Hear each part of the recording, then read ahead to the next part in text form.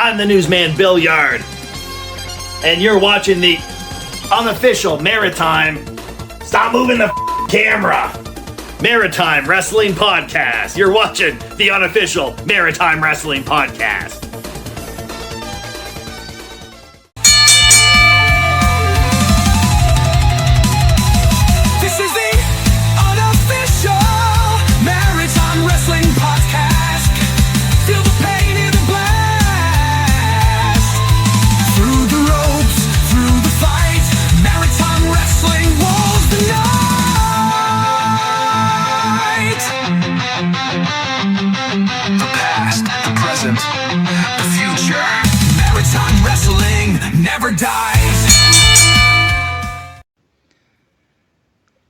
Hello and welcome to the Unofficial Maritime Wrestling Podcast. Maritime Warrior here, good old Sugar Nevo Tour, joined as always by Big Boss Robichaux. I wish I had some sunflower seeds right now, I'll tell you that much. I bet you do. Magic Man Casey. What's going on? Nothing much. And Mark the Mark, our resident drunk, is back. I wish I was still on vacation. Don't we all? All right. I was drunk one time. I'm on day one of vacation as we record this, and it feels pretty nice. Corey's our resident drunk now. Probably not. I've seen Corey drink one beer the entire time I've known him. One beer. Was a Bud Light at a hockey game. No, you see me drink more than one then, because I had one at the JC's banquet too. Did you? Yeah. Oh yeah, you had a fruity drink, right? No, I had a beer. I had one of those Bud Seltzer things there. I don't even know what that is. Of course, Bud Seltzer. Next North Pro show, you need to have a Skittle Sour. I've had a couple Skittle there. I've Sour. had a couple of beers at the North Pro shows. They're solid. Yeah. What the fuck is a Skittle Sour? It's what got Oliver Hansen beat up there at that North Pro show by AWOL. They made him spill it. Well, geez, I don't want to drink one. AWOL's going to beat me up. Well, I mean, Ryan's only got one wing, so it doesn't matter. Okay. He could still beat me up with one wing. Ryan with one wing. I think I could take Pete. I'd sit on him. There you go. Corey's my tag team partner then. There we go. So let's start off. Just breaking news from last night. The IPW PEI title has been vacated. No further news other than that. So stay tuned to IPW to find out what's going on there. Other than that, we don't really have anything. We will be getting into the results. There are 5 shows this weekend, 3 NBWA shows, 1 ECPW show, and we will end off with North Pro. Shows. 2 ECPW shows. 2 ECPW shows, that's correct. So 6 shows. So we're going to start off with the NBWA shows. I'm going to roll through the results, and then we'll pick and choose what we want to talk about from that after. First up is the show on Wednesday for NBWA. So Ace Dynasty beat Crude Oil. I believe this was a title match. Zane Valentine, he beat Butter Love. Matt Strong, he beat Pat Persuasi. Kerry Killam beat Rick Owens by DQ. This was for the River Valley title. Patrick O'Neal beat Caden. Nick Strong beat Hunter Sampson. And Larry Horowitz. Patrick O'Neal. You are dipshit. Larry Horowitz successfully defended the NBWA heavyweight title versus Logan Green. And in a battle royal, Butter Love gets the win. There was a malfunction at the junction, right? I believe Battle on the Bend 2. Battle on the Bend 2. This is the other one. Oh, Nackwick. So a few things of note here. The Matt Strong Pat Persuasi match also ended by DQ, and the final spot was hilarious. So Pat Persuasi takes a drink of protein shake while the referee's down. The referee turns around just in time so that Matt Strong can punch Persuasi in the belly. Sprays protein shake all over Matt's face, gets disqualified. I think that's a brilliant finish, personally. Also that night, Logan Green interfered in the Rick Owens-Kerry Killam match which got Kerry Killam the win. Rick Owens would also interfere in the match for Larry Horowitz and Logan Green.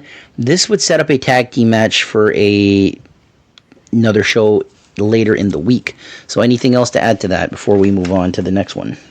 No. I heard that the Battle Royal was really good. Apparently, the idiot Caden was trying to get himself out of the Royal Rumble. So that was funny. I can't wait to actually see that match because I think it's going to be hilarious. Get himself out?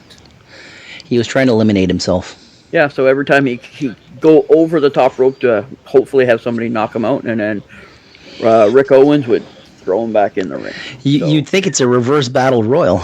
Yeah. So, the next NBWA show is the Stanley show, right? Nope. Next NBWA show is Malfunction in the Junction 2 at the Tri-County Complex. So there's three NBWA shows. 3 NBWA shows. So for this show, we have to start off an NBWA Tag Team title match. Ace Dynasty beat Protein Power. If you don't know who Protein Power is, it's Kirk O'Bey and Pat Perswazy. Nick Strong beat Patrick O'Neill. There you go, Mark. Thank you. Zane Valentine beat Matt Strong. Butter Love beat Scott Lee Crew. Matt Chevron beat Horsepower Hunter Sampson. L&R Express. This is Larry Horowitz and Rick Owens. They beat Money Talks, Big Bad LG Logan Green, and Kerry Killam. And for the NBWA Tri-County Cup Battle Royal, the winner was Kirk O'Bey. I like how they did the storyline with not the Battle Royal, but the Logan Green, Kerry Killam, and Larry Horowitz and Rugged Rick Owens, where a show storyline led to another show having a match.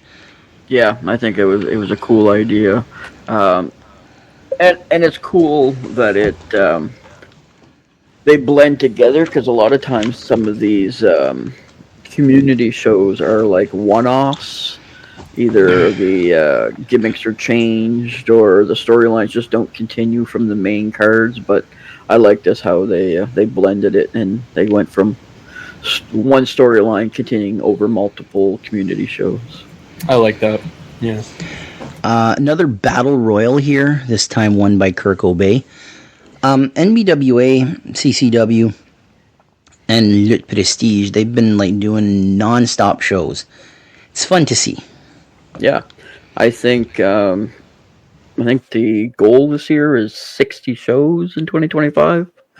So I think they're like a little over halfway there. So you realize that's more than one show a week.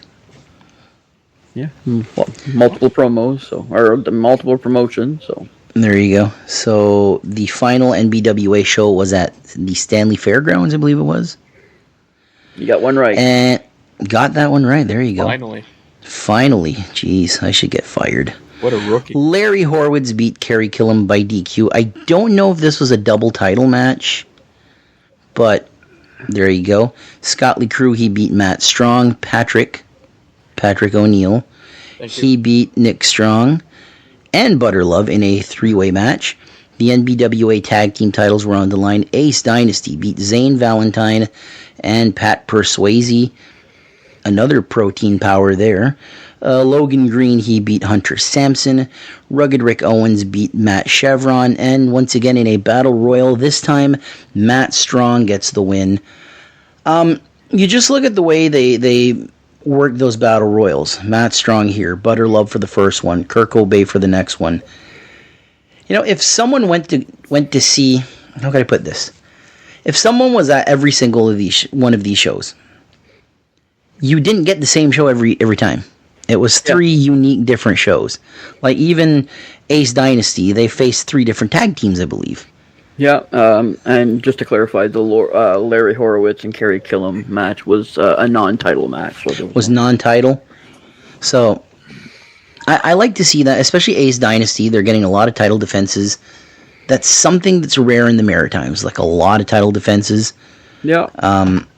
It's fun to see the shuffle up of the talent as well. Like it's not same guys wrestling the same guys over and over. So yeah, it's great because if you, like you say, if somebody goes to all three of these shows, they're getting something different every time.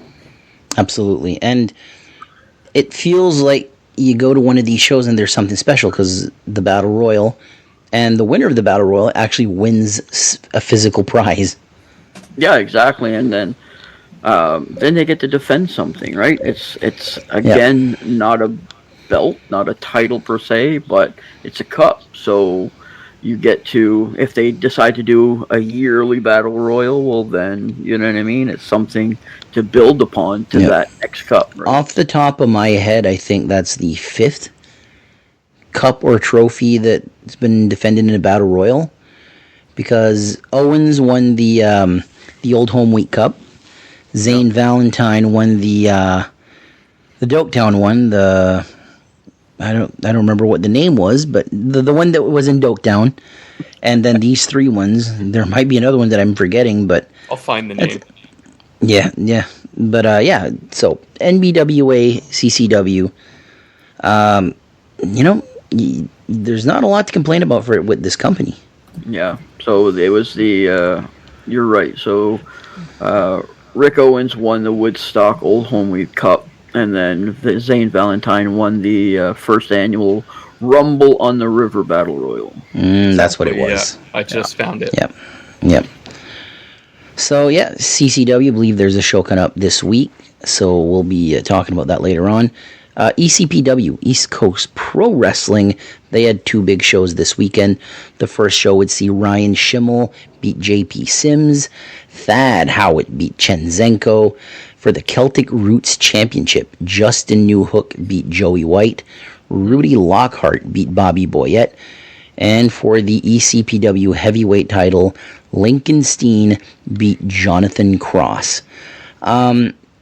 Steen and Cross continuing their feud here. How long before the switch is made? I'm not sure how long, but it's inevitable, I think, at this point. Question though, how many matches have they had already? Do you know? A few. So we're past the trilogy here, or like, do you think? Oh, this might have been the trilogy. Maybe. But, I think there's a few more in there. The Celtic Roots title, Justin Newhook's had a stranglehold on that belt. Mm-hmm. How long until we see a switch there? Good question. I don't know where they want to bring the storyline, I think. But there's definitely some good candidates to step up for that, I think. Especially it being, as we talk a lot about stepping stone titles. I think that's a good title for somebody else to grab a hold of. I mean, personally, I'd love to see Chip Chambers have that title around his waist. I think he would be a great candidate for that. But there's a lot of talent there for sure. So I got to give them credit for letting him keep it for a long time and really raises the prestige of that belt. ECPW, man, year in, year out, one of the top promotions in the Maritimes, and a lot of respect. I'll talk about them again after you talk about the next ECPW show. The next ECPW show would see, this was Alley House Anarchy. The first show was Exhibition Explosion. Alley House Anarchy would see Andre Myatt beat Joey. Ale House. Sorry, my bad. I'm Francais, okay? Ale House Anarchy. Alley House! Alright. Go ahead, make fun. There was an alley house in the past. There you go. Keep going. Not there anymore. Let me have it. Come on. Here's a good one. We were following this. When you're in construction and you're following one of those trucks, and it says "Follow me, suivez-moi." So Tracy was next to me, and she goes, "Suivez-moi," and I was like, "That's pretty good." And then she said, "That's not what I wanted to say, though." I said, "What did you read it as originally?" Because she's starting to learn French a little bit, And she said, "I saw it as suivez-moi." And I was into Tracy the pig farmer. French, it's hard, man. Languages are tough. Ale House Anarchy There you go. Thank God. Would see Andre Myatt beat Joey White. The Ghost Ricky Mortis beat FKA. Chenzenko beat Dawson James. Bad Thad Howitt beat Jonathan Cross. For the ECPW heavyweight title, Lincoln Steen beat Rudy Lockhart. And in a Sydney street fight, Sabotage beat Ethan Knight and Chip Chambers. A little different there for the main event. A new tag team there with Ethan Knight and Chip Chambers versus Sabotage. Is this the first time Sabotage came to ECPW? I don't know if it's the first time, but it's definitely the first time in a long time, I think. I don't know if they've been there before, but from some of the comments I read, it's been a while for sure. Corey, you were about to say something about ECPW. Two things. One, if anybody saw the spot of FKA and Ricky Mortis, it was in FKA's stories on Instagram. They had this spot, man. It looked so painful. Ricky Mortis, I just want to say, FKA, very talented wrestler. Ricky Mortis, rising star in the Maritimes. 100% shooting star in the Maritimes. 100%. So friggin' talented. The improvement from a year ago to now is astronomical. He's got the right attitude, and he's wrestling everywhere. I have a great deal of respect for him. And, the other thing I would mention was Mavs Gillis. So Mavs Gillis has this, what's he call it now? Hold on one second. Living the Gimmick. And he's done a couple, one at UCW, one at ECPW, but he recently did one at ECPW in New Waterford. And it's essentially like an hour behind the scenes with Mavs Gillis, recording the matches at ringside, joking around with a bunch of guys, and shooting that frickin' Mark David Boyce. Boyce is hilarious, man. I love the guy so much. But just Mavs does a phenomenal job. The amount of editing that has to go into this is crazy, but the quality is super high. I know, Jason, you checked it out too. Yeah, it's fantastic. It's like a behind-the-scenes, quick sneak peek mini documentary on a show. It's really well done. So good, man. So check that out. Mavs Gillis. I also want to say CCW is currently at 980 subscribers. We're getting to 1K, boys. Get over there. If you don't sub to CCW, go sub now. 1,000 is a big number. I don't know, spread the wealth, and I love seeing Maritime promotions doing well on social media. I'm too far from my mic? Yes. My bad. Thanks for the notification. Now he's got the full moon in front of him. That's what I'm saying. Yeah. Well, that's okay though. You should keep that mic there better. I can't see your face this way. You mother. Talking to me or Corey? Oh, Mike or no Mike? Achoo! Oh no! I shot Jason down to the bottom. I kicked him off the stage. What a sin! Oh God! One final thing here. I see Ryan Schimmel getting a win on the first show. Rudy Lockhart getting 2 wins, one on each show. Ricky Mortis getting a win. The young talent, Chenzenko with a win. The young talent really getting a chance to shine in ECPW. Yeah, it's they're really showcasing the young guys, and I love it. Absolutely. So the main event. Just one more thing. Did you see the spot of Ethan Knight going through the door? No, I did not. Oh my God! So Sabotage put Ethan Knight through a door.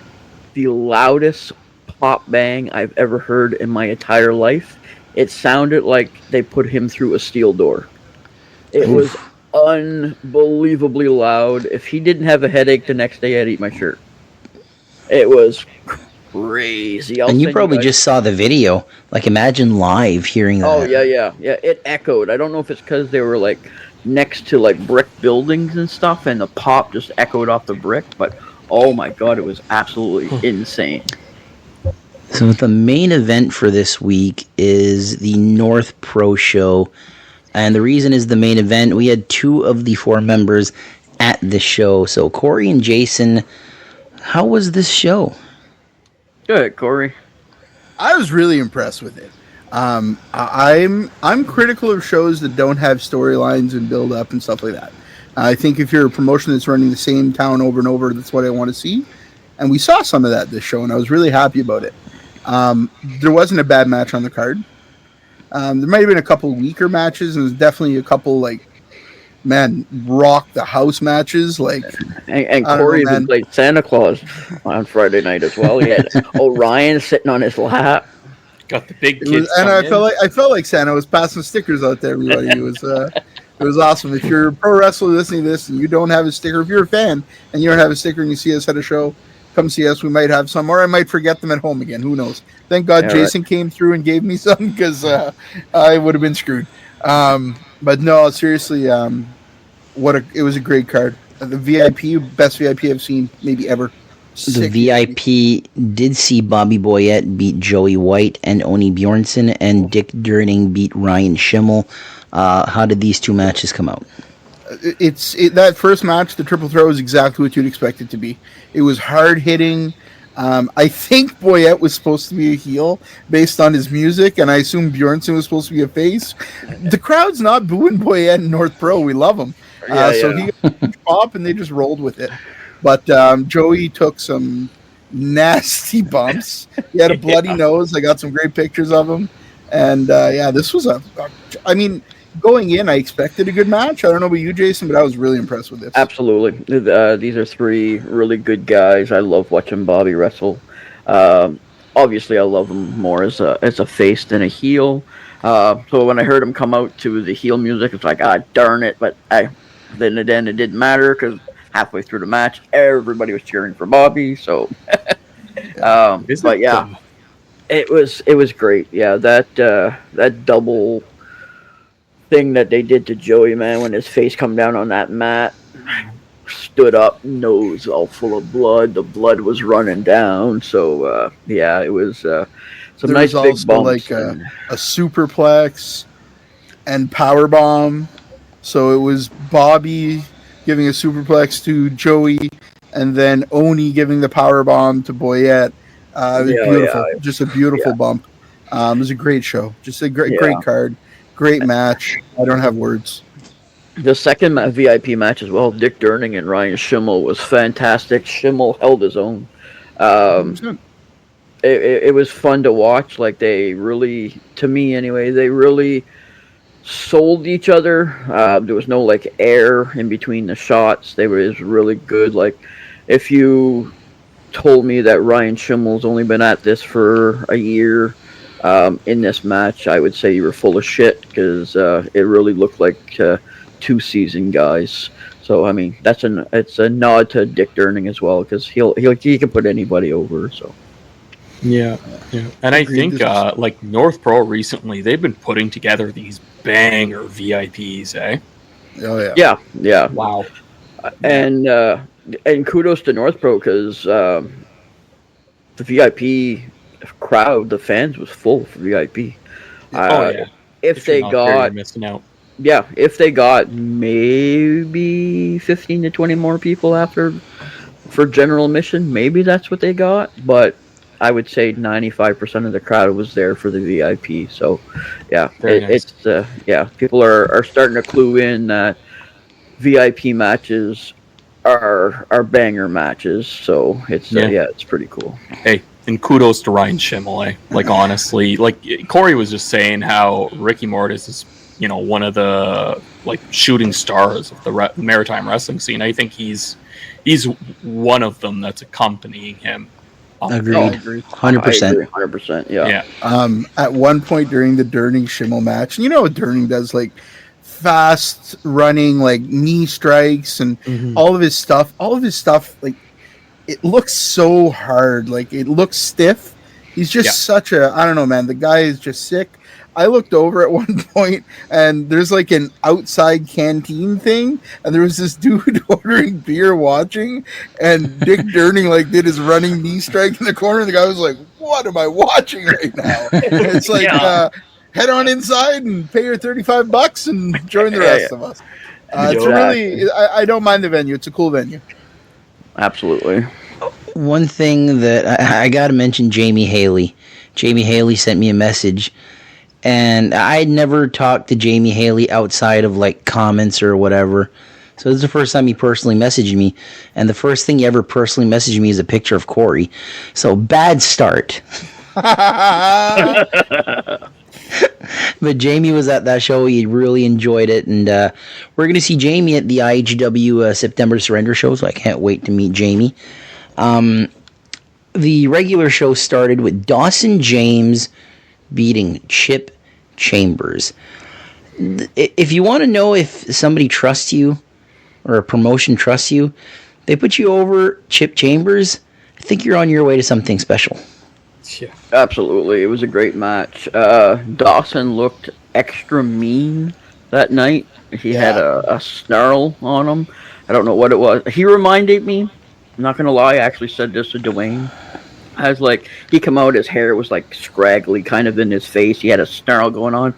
I looked at Dwayne, I said, he looks like the lion from Wizard of Oz. That's exactly what he looked like. I laughed so hard. And, but another one. Ricky Mortis, Ryan Schimmel, Dawson James. Upcoming three that are... That's right. Absolutely fantastic. We got some women's wrestling action as Ronnie Payne beat Sierra Stone.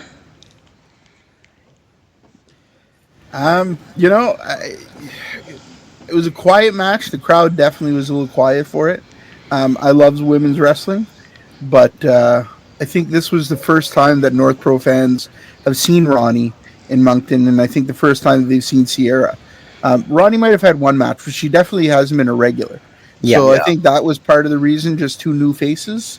This was a pretty good match, though. It was good pace. Ronnie is definitely the vet of the two, and Ronnie led the match. You could tell that Ronnie was controlling the pace, and she showed her veteran presence in this match because, it was a well-paced match. It was a good match, but I would say the crowd was a little flat just because I don't think anybody knew either one of these ladies very well.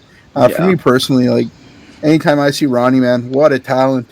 And Sierra's very green. Sierra's only got a few matches under her belt, so she's still got some time there. But she had a cheering squad, I will say that. There was there's always a group of Sierra Stone fans at all the shows. So that's a reason to book Sierra. You're going to get an extra 10 tickets just from her friends and family. Yeah, exactly. Yeah, I mean, she's still young. She still has to get the reps put in. So, yeah, I mean, she's holding her own in the ring, and we definitely need more women wrestling in the Maritime. So, 100%. She's definitely an asset to the business for sure. One of the matches that has been the talk of the weekend was Rudy Lockhart beating Dryce Durning. Oh, buddy. Corey, you went with Connor Smith. You also went with Connor Cook. Yeah. Yes. And Caleb Cook. Yeah. If you haven't subscribed to Connor, Cheryl was there. Tracy was there. I'm trying to put Connor Cook over right now. If you haven't subscribed to the State of Maritime Wrestling, go subscribe to Connor's channel. It'll help him out. He's been a big supporter of us, and we're a big supporter of him, and he's doing great. Like, yeah, he does what we do, but just better. Exactly. Yeah, that's what I would say.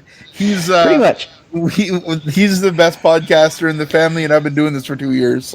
So one of the things that Corey, I think it was Corey that mentioned that Connor Smith said was, "I've never wanted to see a match."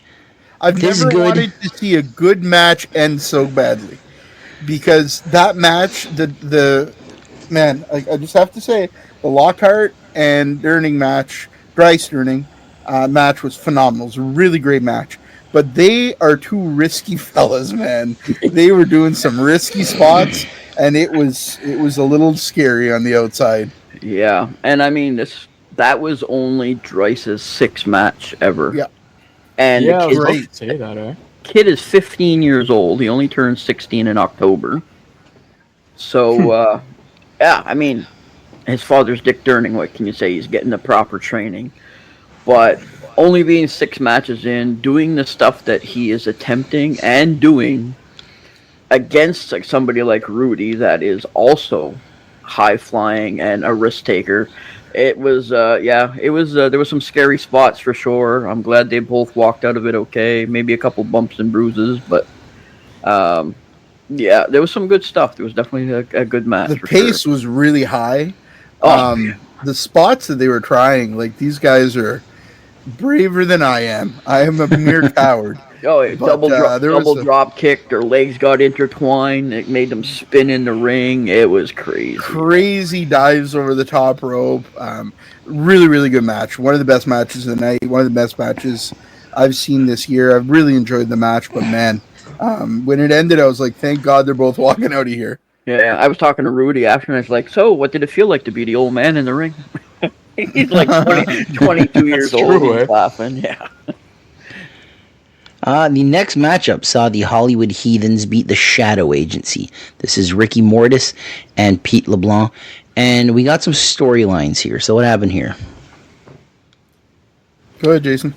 Well, they wrestled. That was pretty good. It was a good match. Ryan came out as well. When they came out, he had the Acadian flag with him, so he was flying the. It was on the 15th of August. It was on the 15th of August, Acadians Day, so he came out waving the flag. Got a little bit of cheering in the crowd. Obviously, they were the faces because they were against the Hollywood Heathens. That was a good match. I enjoyed it. Ricky and Pete are meshing well together. They've only wrestled as a tag team maybe a couple, 3 times so far. And they're so 6 times, according to him. A couple of 3 times. A couple of 3 times, that's right. They're already starting to mesh together. They're already starting to pull off some like tag team moves together and stuff. So it's it's looking pretty good. At the end of the match, there was the similar to when Sabotage kept them in the ring. Hollywood Heathens pretty much gave all and stuff, and that they need to find their own place and kind of like make their own way in the business and stop trying to be other people. Corey, go ahead. I'm sure you got something else to say about it. Yeah, they think the line that the Hollywood Heathens said was something like, you still haven't impressed us yet. Yeah. And it was good. I thought, those are the little things that I love to see. Rudy also had a little storyline stuff after he was done where Rudy said, that he's going to keep pushing. He wants another shot at that North Pro title. The crowd was very, very much in agreement with that idea. I think everybody loves Rudy. He's just such an easy, likable character, such a good wrestler. He leaves so much in the ring. This guy just fights his ass off. But yeah, the Heathens were out, man. And there's nobody that entertains me more than Ethan Knight. That guy is fucking hilarious. So they're out there before the show saying, we're undefeated in North Pro. The Hollywood Heathens are undefeated in North Pro as a tag team. And they told that to anybody that had an ear. I mean, literally, I think... Whether you wanted to listen or not. 100%. You didn't want to listen even better. They were telling it to ants on the ground. Like, everybody heard it. They're just hilarious, man. They're the best. So, I love seeing that little things. Little storyline stuff gets added on. I would not be shocked to see a little Hollywood Heathen Sabotage face off in the next few months in North Pro. Corey, hold on. Corey, tell him about the his shimmy in the ring. That's what I was going to say. God, it was so funny. So Ethan has these new Shimmyville shirts that are just gorgeous. They're friggin' beautiful. And he gets to the ring, looks at the ref, and gets ready to do his shimmy. And as he's leaning back, stands straight back up and said, "No, if you want to see a shimmy, buy a shirt." And the crowd booed so hard. Like, it's brilliant, right? It's such a small thing. But, that's just the Heathens being the Heathens, man. They're so talented. Oh, yeah. I absolutely love the Heathens. The main event this night for the North Pro Heavyweight title, a Blood Sports Rules match. Giant Orion beat Jason Boa by KO after hitting a choke slam. Few things about this match. The Blood Sports Rules is there's no ropes, correct? Yeah, you're damn right. And the elephant in the room is the lap dance that Corey got by Giant Orion. That's right. If you haven't seen the video, match, actually. If you haven't seen the video, maybe we could like post it on our new Facebook page. Please go like and follow that, please. Cheap plug. It's Corey. Corey, talk to me about it. We can show it from multiple angles because we've gotten so many videos of it. Yep. That if one of you wants to splice it together, you feel free. So just, I don't know, Giant Orion and Bo are having this just like, when I say a banger, I mean just like heavy shots. Huge punches, hard slams. Looked like an MMA fight. It was crazy. No ropes is terrifying. I'm just going to say that. It was so scary that Sarah got up and sat in the back. She was like, no fucking way. I'm not sitting in I swear to God. So I'm sitting there and I see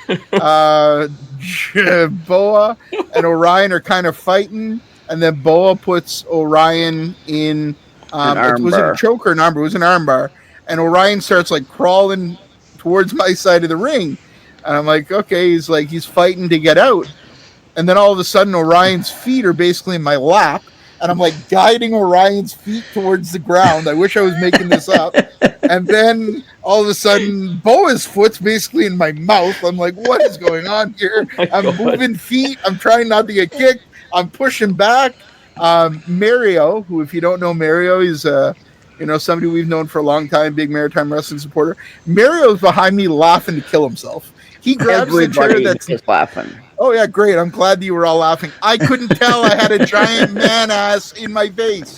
So Mario pulls the chair out of the way. I slide over and back. And when I slid over and back, Orion followed me back.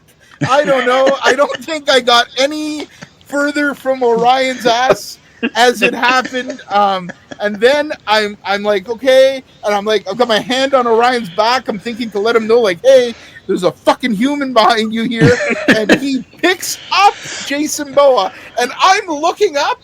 And I was like, oh, Jesus. And I'm covering my head, looking That's the funniest one. That's the funniest one because that's the part of the video that I seen. I think Justin Summers took that video, right? Yeah. So I've got so many of them, dude. So that one made me laugh because Corey is so much in defensive mode. His arms are up like he's gonna fight, and he's like pushing Orion in the back. His face, man. And he's like pushing the chair, and he's like, "Oh, it's the funniest thing ever." And Summers is such a prick. He zoomed in. That jackass. Oh, Justin Summers, I love you. Me. I also got a really good angle of it from Roland. And on Roland's angle, you hear Julie laughing to kill herself next to him. Okay, well, the video I got shows good God. Connor Cook, yep, Cheryl, Julie, Roland, and Mario losing their shit. I can't see you at all because Orion's in the way. But the other four are losing it. I thought Connor was going to cry. He's laying on Cheryl's shoulder, and you could see him jiggling because he's laughing. Absolutely I'm glad you all had a good fucking time. That's my family. That's literally my sister and two of my best friends, my cousins. And Mario, a good buddy of mine, Caleb was losing it too. Caleb elbowing Corey. He's like, I was so funny. Tracy and Connor Smith slid so far the other way, they were sharing a chair, I think. It felt like it was just me and Giant Orion. We shared a special moment. Boa was there with you. Yeah, he sure was. He was a little higher up, but he was there. It was a hell of a powerbomb, followed by one of the most powerful choke slams. I don't know if the ropes absorb some of the impact and you don't hear it as much when there's ropes, but it felt like Orion was going to drive Boa through the mat. Like, it was what you couldn't see because you were being sat on by Orion is after he slammed him down, he started forearming him in the chest. I thought he was going to put his forearm right through Boa's chest. The thumps, it literally sounded like Boa's chest was going to cave in. It was unbelievable. What a match. Yeah, hell of a match. The finish spot. I'll never forget it. The finishing spot was the choke slam, and he got knocked out. Like the Bloodsport rules matches like that. And I had so many wrestling fans messaging me like, have you got any news on Jason Boa? I'm like, what happened to Boa? Well, he got knocked out. I want to know if he's going to be out for a while and all that. I'm like, this is awesome that they could do a match like that And it was so damn believable that people are messaging people from the podcast. Did you hear anything about his injury? Boa Is he okay? has a broken orbital bone. Yeah, he has a broken orbital bone. It looks gnarly, man. Yeah. I saw some pictures on Instagram.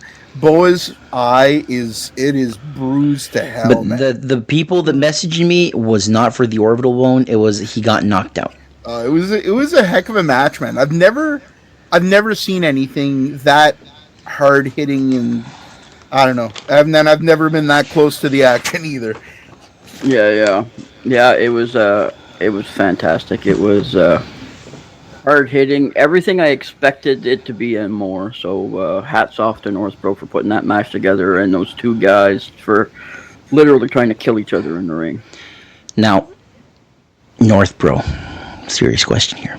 Yep. Clap. Or not a serious question, but a plea for you. Yeah. I'm working in September. I won't be there. October, I'm not working. I haven't seen a Northbro show yet this year. Come on, cut me a break. Give me something in Moncton in October so I can see Northpro live this year finally. Please. Upcoming shows. New Hook, Connors, hint, hint, nudge, nudge, wink, wink.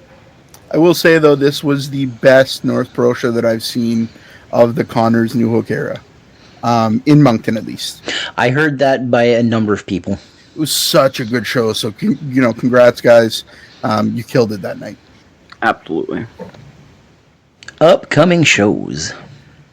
We have 4 shows upcoming. We have August 22nd, which is Friday night.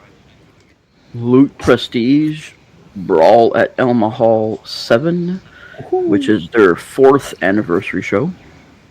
Huh? IHW has a show at ElsieCon in Elsipuktuk First Nation. It's a show, I believe the event starts at 2:30 in the afternoon during their Comic-Con festival. When is it? Saturday, August 23rd. August 23rd. I know that Caden is going to be there. I believe Zane is going to be there as well. So, Shano will be there. So, for sure. Gotta imagine some Elsipuktuk Hawks are gonna be there.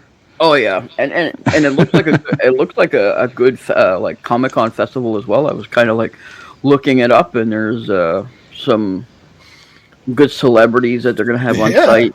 Some good, some really cool celebrities. So good for them, man. Yeah, I think it should be a cool annual thing for them for sure. A lot of guys that illustrators from comic book illustrators stuff, some local guys as well. Larry, I can't remember his last name now, but he's a really good illustrator. He's going to be there. I've met him in the past, so good on them for sure. It should be a fun day for sure. If you happen to be in the Fredericton area on Saturday as well, CCW has CCW Clash 36, the Great Canadian Clash. This is where they have their special guest general manager, Mr. Bubbles from the Trailer Park Boys. Green Bastard himself. Well, Parts unknown. Green Bastard may or may not be there. Depends on how pissed off people get, I guess. But apparently there's going to be some tag team stuff. I don't have a list of any of the matches. Nothing was really said, but I know that the female wrestler Miley will be there. So Bubbles will be there. There'll be all kinds of other stuff, I'm sure. So just follow their page. I'm sure they'll be posting stuff this week. And also, if you're in Nova Scotia, on Saturday, Real Action Wrestling has Raw games in Barrington Passage. So 3 big shows on Saturday, Loot Prestige on Friday, and that's what's coming up this weekend. So, it's been a few weeks. Who's ready for another episode of Mark Side of the Ring? Ding, ding, ding. Dun, dun, dun. So, Mark, what match? I think this is a rare one where I did not pick the match. And I forgot what the match was like 5 times and had to ask Jason. Jason was like, get some sleep, you stupid idiot. You need to remember these things. So, Mark, what match did you watch? So, for this week, I have watched the May 6th, 2011 Red Rock Wrestling match between Lincoln Steen against, so wait for it, Dynamite Dylan Davis. So, this was in, again, 2011. So we're looking at, a very, very young Dylan Davis. Like, he must have just been a few years in, right? Or maybe this first year. He was 3 years in at this point because he started in 2008, and he was 22 years old during this match. Wow. Very nice. And he wasn't billed from Newfoundland either. Did you catch where they said he was from, Mark? I didn't quite get that because now here's the thing. So he is wearing a Union Jack. Yep. And he's being billed, and he's billed from Essex, England. That's how he started his career. He was being billed as a UK wrestler. Interesting. Yeah. Very interesting. Because now I want to hear a promo now. Well, he was accompanied by 2 guys. If I understood, they were the King brothers. Yeah, I'm not sure who they were. I think it might have been like a radio station or something like that. Possibly. Yeah. Because I don't think they were wrestlers. Because now I'll say it anyway. No spoiler alert or anything like that. But at the end, they tried taking out Lincoln Steen for certain reasons, and he just didn't budge. So basically, I'm thinking they weren't wrestlers. So I think you might be right. But this was a fun match because again we saw Steen as a heel. Steen as a heel it's a treat. It really is. I argue that Lincoln Steen has to be at least top 5, but probably top 3 heels ever in Maritime wrestling history. He could be. Oh, for sure. I would say so. Yeah. Yeah. And, I'm going to mention a couple of reasons here, obviously. Go for it. You watch the match, he was kind of a pest here, but anyway. And, I was just going to quickly mention as well, recently seeing him at Supercard 4 for the Dave Boyce Championship Wrestling. What a company, anyway. Great company. They gave us free programs. Exactly. That's right. Exactly. Corey, what is it, free 99? It was free 99, baby. My favorite kind of price. I still have it right here in front of me. I bet back in 2011, Steen was still not giving away programs. Probably not. Probably $2, not 5. $2. Yeah. $2.50. $2.50. There you go. But just like seeing him as a heel for Supercard 4, he was still so good at it, right? So you love to hate him. But moving on, basically. So I have a question because I'm not familiar with the 2011 ring announcer that was there, but he didn't seem to be very frenzy with Steen either. So I don't know if you guys know who this is. I'm not sure who it is. I'm going to go take a look right now. I haven't watched that match yet. Because Steen was behind him, and he was introducing Dylan Davis. And he kind of stuck to him, behind him. Did Dave Boyce... I know Dave Boyce started as a ring announcer. Did he ever do Red Rock? I don't think it was him. It didn't look like Dave. I don't think so. I think this is around the times. Glasses. I'm trying to remember who did the ring. I've never seen a Red Rock show live, so you have to imagine it's a local guy. Right. I don't know this announcer, but the ref is Brian from IW. Brian McKay. Brian McKay? Oh, yeah. Cool. Very cool. But I don't know. The guy turned around. And he was like, "Shut up, Steve! Shut up, or I'm gonna disqualify you or suspend you or some shit." I was like, "Holy shit!" he's been at it for a while. You know, the guy clearly is not friends with Steen, but Yeah. who would be when he's a heel anyway? But yeah, that was funny. But yeah, it was a good match. Like, it had a really, really good tempo, and knowing that Dylan Davis was still, you know, as you mentioned, probably about 3 years in. Steen was already around 11 years in, because he started in 2000, right? So 99. Was it 99? Okay. 99. Because I double checked, and I've got video proof that he started in 99 with Mainstream Wrestling. Okay, yeah. The Devin Chittick promotion. Yeah, it's possible. Yeah. But yeah, like he didn't. I don't feel like he carried him. He set the tempo, yes, but he didn't carry the match. Like, it was very much to both ways. Well, saying both ways. Here's the thing: it wasn't a very both ways match. Steen very much did control the match. He got a lot of the hits in, the spots in, etc. But here's the twist. Now, well, actually, before I get into the twist, I think it was very interesting that we saw Dylan Davis as being the underdog face before being the ultimate underdog face for North Pro when he won the championship.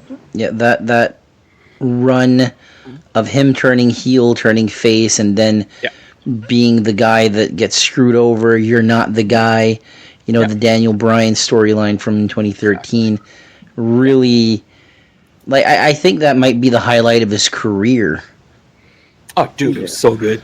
Yeah, and I liked it too because it kind of like shows like how he started to where he is now.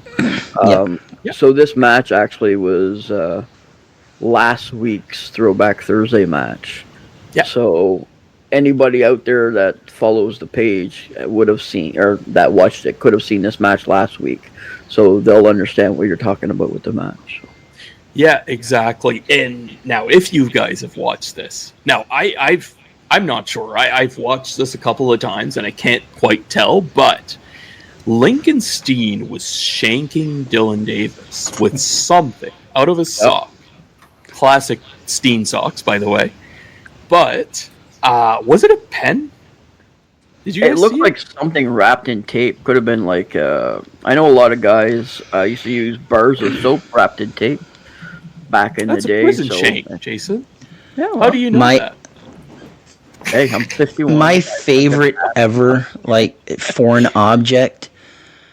I remember a guy telling me use the donut hole. What's the donut hole? A Timbit. No, a donut hole is nothing. So you pretend like something's in your hand and you like jam it in their throat, and they called it the donut hole. So that one always made me laugh. I thought it was a Timbit, but okay. they got pastries in their trunks. The foreign Timbit. Jesus. They're foreign after they've been soaking down there for too long. Yeah, I guess so. I guess. But yeah, no, it was interesting because he got him, 2 times during the middle of the match, with the referee just quickly turning around and all of a sudden, shank. Could have died in prison, I'm sure, but he was fine. He was surrounded by a lot of people, but that's good. A lot of witnesses. Yeah, but basically, like, it was a great technical showing, very solid. Obviously coming from Steen, he's still a main event talent. He does his moves with a purpose, and that's what I like about him. So in that way, you get to really sell the move itself because he does it so well, right? Even just a clothesline, he does 2 of them like in a row, and you see like the effect of the move. And even better than it was Dylan Davis that was there. And I feel like he's only since improved on that, right? But he was already so good being so young in his career. So I really did appreciate that. But basically 3rd time's the charm for Steen. Shanked him again. Got him down. Whatever it was, it must have hurt because he counted 1, 2, 3. So, but I don't know. We got to figure that out, what it was, because it definitely was not a Timbit. It wasn't a donut hole. Yeah. There is a match that we saw live. I believe it was me and Corey, our first Supercard show, where Lincoln Steen plays hide the weapon everywhere on his body. So he turns around, he puts it in his singlet, and then the referee checks his boot, turns around, grabs it, sneaks it in his boot, then checks his singlet, and just hides it in the turnbuckle. Steen is the master of that. Like, if they give you 10 minutes and you can burn 5 minutes doing that and the crowd's going apeshit, that's a pro right there. And that's probably stuff that he borrowed, took from the Cuban Assassin, because he was a master at that. Absolutely. 1 second, though. Was this not a William Regal thing? I remember he did that during the early 2000s with his brass knuckles. No, well, multiple wrestlers did. Mainstream-wise, Regal's probably the biggest one, but Cuban Assassin always... I believe Cuban Assassin used a taped popsicle stick. Yeah. Corey, did you find something? I'm currently looking for that Spring Hill match. That was a good match. It was versus Robbie McAllister, right? Yep. Yeah, that was our first... I believe it was Supercard 2, because we missed the first Supercard. But, Mark, anything else on Davis and Steen? Nah, man, it was a really good match. And, it's like I was just pointing out there earlier. You can see that Dylan Davis really had a good base to work off of. Super over, obviously, during that show, with the kids. I mean, he was trained by Tyson Dukes and Mike Hughes. Yeah. So, I mean, two really good trainers. And it's fun. I found it fun to watch because we've seen them both wrestle live. You know what I mean? So it's just fun to watch older stuff so you can watch the development and the growth over time. And, I mean, Dylan Davis, no hair. You know what I mean? Like, it was, head was shaved, so it's like, you still got, like, the baby face. He's only 22. He's not nearly as big as he is nowadays. So it's just fun to watch. It's just the development. Steen, 20 years ago or today, he looks the same. You see a lot of wrestlers that have the same gimmick, but they still, like, change up their look from time to time. Steen's had the same hair from day one, I think. Dude, it's a signature, right? It's absolute, It's just like frizz. Steen used a different gimmick in mainstream wrestling very briefly called... it was in Real Action, eh? Firefly, I think it was. Oh, I thought you meant Remington Steen. He did use Remington Steen, but it was basically Lincoln Steen. Right. Okay. Yeah, so, in the immortal words of Homer Simpson, 7 thumbs up. If you want to see the match we were talking about where Steen kept hiding the weapon, first of all, it's in our chat, so you guys don't have to do a damn thing. But if you just punch in Lincoln Steen Spring Hill, it is the match against Robin McAllister. And it was I just watched a couple minutes of it, just as funny as we remember. Yep. Cool. We'll definitely check it out for sure. Unless the programs stay free, I'm not going to watch the match. They'll be free, baby. Sorry. They'll be $3.99. If they keep staying free, I'm going to watch it. If we have to pay $5, I ain't watching. I mean, this is probably on New Scott's channel. What did New Scott do to you? Yeah, it was on New Scott's channel. You're right. He's just collateral damage in this case, right? I guess so. So that is the episode for this week. Anything else to add? Intro, we have the newsman, Bill Yard. Patrick Swayze's brother, though, right? It is Pat Swayze's brother. Yeah, Mark. Patrick Swayze, yes. So big thank you to Bill Yard. Pat Swayze, that's the guy with the pointy ears, right? Yes. Okay. Pointy ears. Roadhouse. Also, all right. One more thing. T-shirts. We have 5 T-shirts now posted on the site. We've got some left chest logos and a new Canadian Strong one. So we'll be posting those on our site as well shortly. So stay tuned for those. Follow the Facebook page. It's brand new. So it's Canadian strong, maritime proud, correct? Correct. There we go. That defines us, except for being strong and Canadian. But we're proud Maritimers, right? You're not Canadian? Do I qualify for that? No, you're like from Iraq or something. I technically have a picture of you and a picture of Votor there on the back of the shirt, so... Which one am I? Ah, I'm not the beaver, am I? You have the nipples Either out. beaver to boot. All right. Well, with that being said, thank you all for listening. Thank you all for your support. Thank you to all three of you for joining me on this episode. And we will see you in 7 days. So take care, guys. 7 days. Thanks for being here. Thanks for listening to this week's episode. Don't forget to like, subscribe, and remember to catch us here every Wednesday for a new episode. Please visit us on Facebook, Instagram, and more. Links are in the description. See you next time. Don't miss out and don't be late. Hear wrestling talk that's first rate.